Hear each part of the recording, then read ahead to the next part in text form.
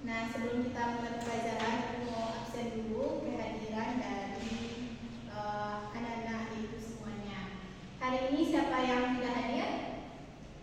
Pratiwi, Bu. Kenapa Pratiwi? Sakit, Bu. Kita doakan sama-sama ya, semoga minggu depan Pratiwi sehat dan bisa kembali lagi belajar dengan kita sama-sama di kelas. Amin. Nah, kali ini kita akan belajar tentang, ada yang tahu kita belajar sekarang tentang apa? Salat dan bahasa. Nah, bagus.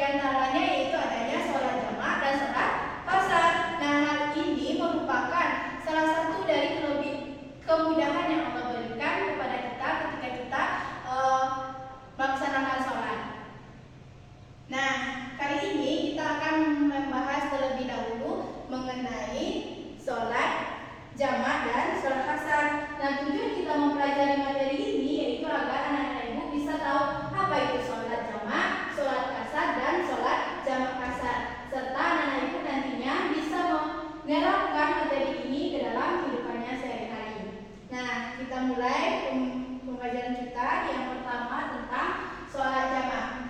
Nah, anak-anak ibu sekalian, apakah pernah melaksanakan sholat jamaah atau mendengar kata sholat jamaah? Nah, Dela, apa itu sholat jamaah yang Dela ketahui? Sholat jamaah itu sholat menggabungkan dua sholat fardu dalam satu waktu. Nah, bagus Dela, mari kita beri aplaus. Nah, sholat jamaah itu adalah mengumpulkan pelaksanaan dua sholat fardu ke dalam salah satu dari dua waktu tersebut. Nah, sholat yang bisa kita jamaahkan ini hanya sholat zuhur dengan sholat asar dan sholat maghrib dengan sholat isya. Nah, sholat subuh bagaimana Bu?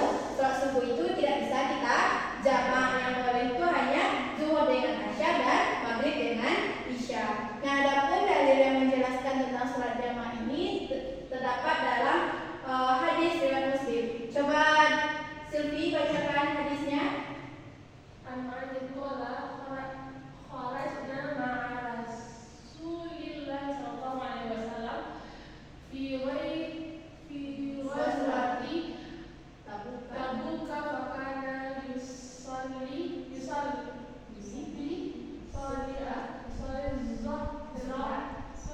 zuhra wal asra jami'an wal maghriba wal isya'a jami'an. Baik, terima kasih Silvi. Nah, dari hadis tadi diartikan bahwa diriwayatkan dari Mu'aiz radhiyallahu anhu yang berkata, kami pergi bersama Nabi dalam perang Tabuk. Beliau melaksanakan sholat zuhur dan sholat asar secara jamaah. Demikian juga antara maghrib dan isya dilakukan secara jamaah. Hadis riwayat Muslim. Nah, inilah salah satu dari dalil yang menjelaskan kalau kita itu boleh melaksanakan sholat jamaah.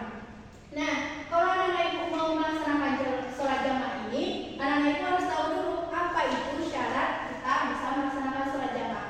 Nah, sholat jamaah ini bisa kita lakukan ketika kita mendapatkan kesusahan ketika kita hendak ke sholat. Nah, apa saja kesusahan kita ketika mau sholat? Coba Silvi. Misalkan Silvi susah dalam sholat itu ketika apa? Berpergian Bu. Nah, betul, Dela. Saat sakit, Bu. Nah, betul, Medida. Gejala Betul sekali. Nah, tadi disampaikan oleh anak ibu itu betul sekali bahwa banyak misalnya anak ibu mendapatkan kesusahan dalam sholat, melaksanakan sholat, maka bisa melakukan sholat jamaah. Misalnya anak ibu sedang liburan, sedang mudik, sedang sakit, sedang hujan, atau nantinya anak ibu ini mau melaksanakan pernikahan, bisa juga nanti melaksanakan sholat jamaah karena dengan dalil bahwa terdapat kesusahan anak ibu melaksanakan sholat. Nah, selanjutnya sholat jamaah ini terbagi menjadi dua. Ada jamaah takbir dan jamaah takhir. Nah, jamaah takbir ini adalah mengumpulkan dua waktu sholat yang dikerjakan pada salah satu dari dua waktu sholat tersebut yang dilakukan di awal. Maksudnya bagaimana Bu?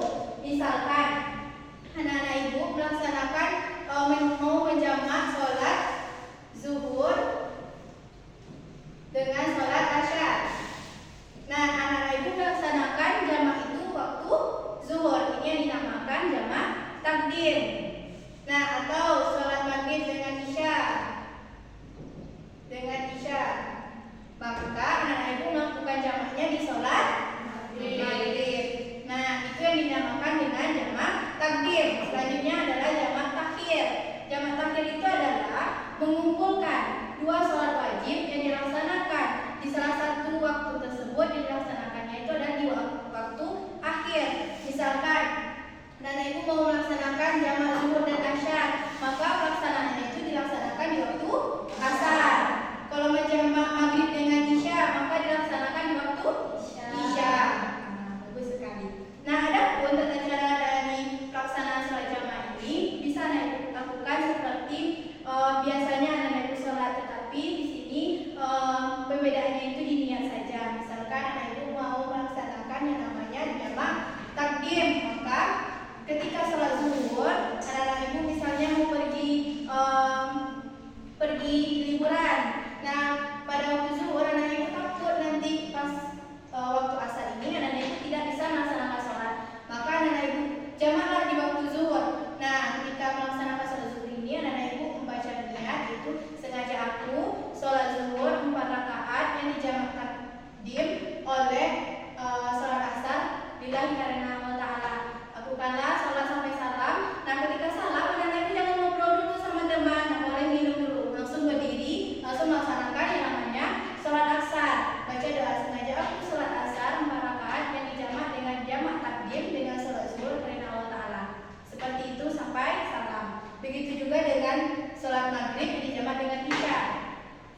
sholat jamaah takhir itu kan di akhir waktu. Bagaimana pula pelaksanaannya, yaitu ketika anak-anak ibu misalkan sedang melakukan perjalanan. Nah, maghrib ini anak-anak ibu nggak sempat sholat. Nah, ketika waktu isya baru anak-anak ibu menemukan masjid. Anak-anak ibu bisa melaksanakan sholat isya.